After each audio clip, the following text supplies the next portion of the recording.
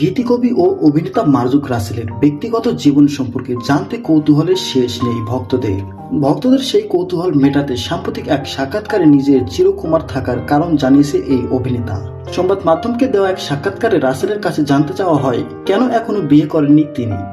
এমন প্রশ্নের উত্তরে প্রথম এড়িয়ে যেতে চাইলেও আলাপচারিতায় জানা যায় কিশোর বয়সে একজনকে ভালোবেসেছিলেন তিনি, তার নাম জেরিন। এ প্রসঙ্গে রাসেল বলেন, আমি আসলে এই প্রসঙ্গে কিছুই বলতে চাই না, কারণ ভালোবাসাটা একতরফা ছিল। তবে এখনো ওর সব খবরাখবর আমি রাখি। কিছুদিন আগে ওর বাবা মারা গেছে, স্বামী 2 সন্তান নিয়ে সুখে আছে, তাই এ নিয়ে আমি কিছু বলতে চাই না। ও জেরিন ভালো থাকুক, যেমন খুশি তেমন থাকুক। জেরিনকে ভালোবেসে হাতে জেড অক্ষর লিখেছিলেন রাসেল। পরিবার থেকে বিয়ের চেষ্টাও করা হয়েছিল, কিন্তু শেষ পর্যন্ত তা হয়ে ওঠেনি। এ প্রসঙ্গে রাসেল বলেন, আসলে ম্যাচ হয়নি কারোর সাথে, সে কারণে বিয়েতে আগ্রহী হতে